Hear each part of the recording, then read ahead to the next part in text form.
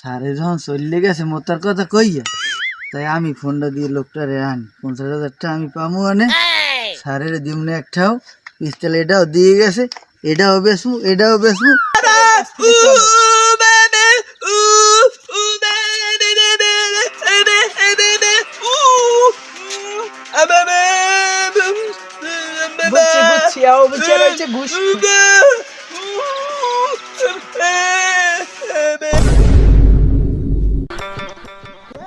আচ্ছা দয়া, আমরা যদি সিআইডি চাকরি না করিয়া আমরা যদি একটা বাজারে পানের দোকান দিতাম, আমরা দিন দিন বড় লোক হয়ে যেতাম, তাও আমরা এত গরিব থাকতাম না। স্যার আপনি কি হয়েছে? সিআইডি চাকরি কি আপনি বেতন পান না নাকি আপনি পানের দোকান দিচ্ছেন? সিআইডি চাকরি কি আপনি কম বেতন পান? তুমি তো দেখতে আসো, আমি সকাল থেকে এই রাত 9টা বাজে আমি বই রইছি, একটা কেসও আইলে না। এই কথা স্যার, কি কেস আইলে না? আমার ঘরে 2 জোড়া কেস স্যার।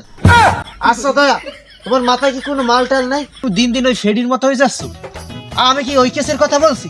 আমি বলছি এই আমাদের যে কেস। তো কোন কেসের কথা বলছেন স্যার? আমি নতুন কেস দিয়ে চাইলাম। আমি বলছি যে কেস মামলা। তুমি 17টি বছর তুমি চাকরি করো, এই পর্যন্ত তুমি জানলাই না কেস কোনটা? স্যার এটা তো বলবেন, বুঝেই বলবেন আমারে স্যার, এটা তো আমি বুঝি। আচ্ছা দয়া, এইটা কেমন হয়? আমাদের এই শখের পিস্তল 2টা যদি আমরা বাজারে বিক্রি করে আমাদের সংসার তো ভালোই চলবে, তুমি কি বলো? স্যার আপনি আসলেই তো একটা মাথা মোটা মেন্টাল হয়ে গেছে। এই সরকারি পিস্তল দিয়েছে আমাকে, এই পিস্তল যদি বাজারে বিক্রি করি আমাদের চাকরি থাকবে না, জেল খাটবো আমরা। তাহলে আমরা কি করে খাবো? আমাদের 2 টাকার ইনকাম নাই। একটা কাজ করো, এখন কোনো কেস টেস তো পাই না, কাল থেকে আমরা ভিক্ষা করা শুরু করি। না স্যার, ভিক্ষে করা চলবে না। ফোনটা দিলে কেরা দেখতে লাগি। হ্যালো, আমি এসপি বৌদ্ধমান বলছি। এই দয়া, আমার ডায়লগ কেন তুমি চুরি করে দিচ্ছ? আমার কাছে দাও। স্যার একটু এসপি হইতে মন চাই মোর। হ্যালো, জি, ও মাই গড, আচ্ছা আচ্ছা আমরা এখনই আসতেছি। আচ্ছা সমস্যা নাই, জি জি জি জি। দয়া, কি যে আমরা এখন বড় লোক হয়ে গেছি। কেস পাইছেন? কেস পাইছি মানে 1 লোক নাকি হারান গেছে, আমাদের এই অত্র এলাকায় আছে। এই হয় ওরে স্যার, এই তো টাকাই গেছে, আপনার পানের দোকান দেওয়া লাগবে না। দয়া, ওই লোকটাকে খুঁজে পেলেই নাকি আমাদের 50,000 টাকা উপহার দেবে। স্যার তরতুরি লন স্যার, তরতুরি লন। দয়া, এখন ওই লোকটাকে আমরা এই রাত্রবেলা কোথায় খুঁজে পাবো? স্যার রাত্রবেলা খুঁজতেই ধরতে হইবে, নাইলে দিনে পাবো না, হালাই পলাইবে। দয়া, তোমার গাড়িটা তাড়াতাড়ি বের করো, আমাদের এখনই মিশনে যাইতে হবে। স্যার আপনি কি বললেন? গাড়িতে তো তেল নাই আমার। এই দয়া, তুমি কেমন কথা বলছো? আমি তো তেল কিনে দিয়েছি, অনেক দিন হয়ে গেছে।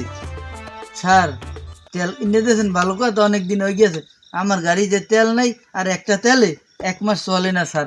আপনি ও কথা কইলেন না, এখন ওই চোর কমে আছে।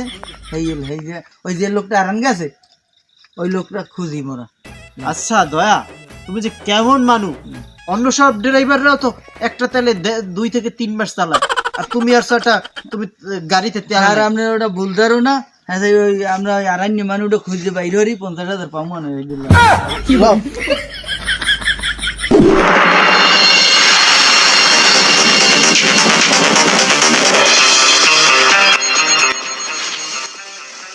এখন আমি একটা চিন্তা ভাবনা করছি, আমরা তো হারা এলাকায় খুঁজলাম, কোথায় পাইতেছ না লোকটারে।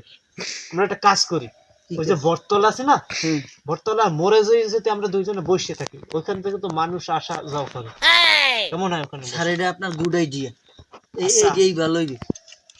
আমরা তাহলে ওখানেই যাব। অবশ্যই স্যার, চলেন ওখানে যাই। চলো।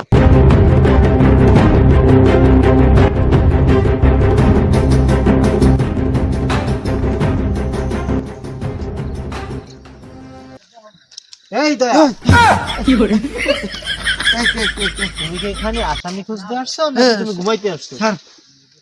স্যার আপনি স্যার আপনি আসেন কোথা থেকে? আমি তো ঘুমটাই নষ্ট করে দিন স্যার।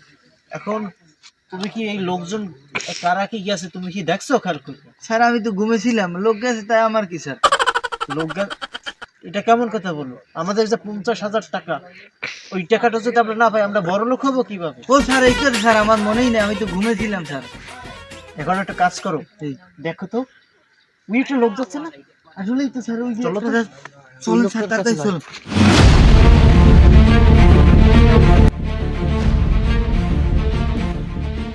স্যার, আপনি যাকে খুঁজছেন সেই লোক এই স্যার।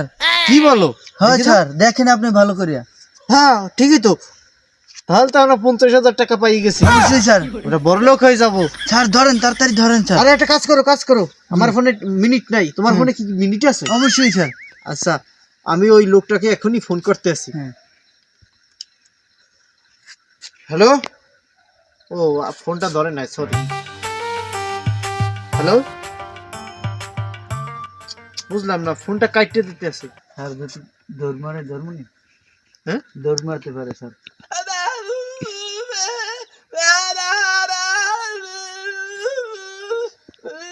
স্যার লোকটা পাগল।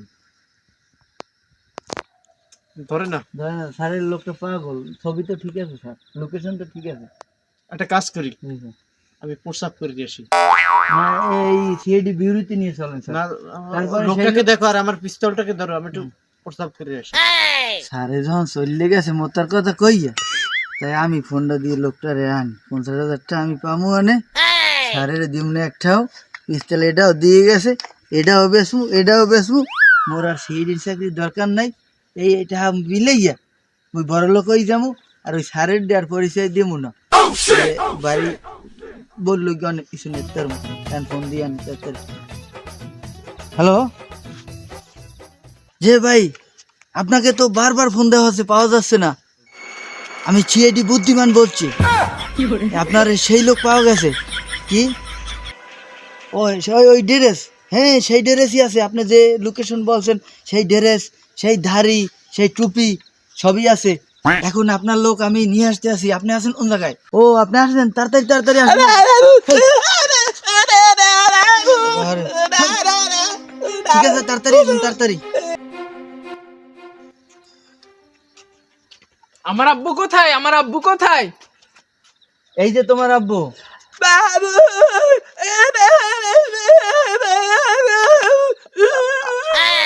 আব্বু তুমি বাসার দিয়ে রাগ হয়ে আইছো, আমি তোমার অনেক খোঁজা খুঁজছি। আব্বু তুমি অনেক সুখে এই ছেলে, এই আব্বু আব্বু করা বাদ দাও, দাঁড়াও। তোমার টাকা কই? তোমার আব্বুকে না বললা যে খুঁজে পাইলে 50,000 টাকা দেবা, তো কই টাকা নিয়ে আসছো? এটা তো আপনাদের লোভ দেখাইছে, আর আমি হয়েছি স্টুডেন্ট মানুষ, আমি টাকা পাবো কই? আপনারা হয়েছেন সরকারি লোক, আপনারা ঘুষ খাইতে চাইবেন কেন? আপনাদের দায়িত্ব হচ্ছে সেবা করার মানুষজনকে, আর আপনারা এত যে ঘুষ খান, সুদ খান, এতে কি আল্লাহ ইয়ে কি আপনাকে বলছে আপনার অবিচারে? না, তুমি যে বললা যে স্যার আপনারা খুঁজুন, আমার বাবা হারিয়ে গেছে, খুঁজে পাচ্ছি না, 50,000 টাকা দেবো, আমাদের লোভ দেখাচ্ছো কেন তুমি ছেলে? আপনাদের লোভ দেখাইছি। আমার আব্বু যদি আজ কিছু হয়ে যাইতো, মারা যাইতো, তাহলে কি করতাম? তাই আপনারা সরকারি লোক, এই দায়িত্বগুলো তো পালন করবেন। আপনারা কিসের টাকা চান তাহলে? আব্বু চলো তো, এই ঘুষখোর অফিসারের কাছ থেকে চলো।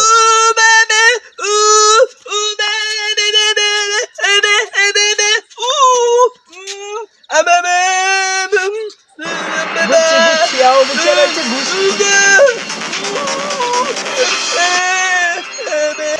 চলো আব্বু, যাই ঘুষখোর অবিচার।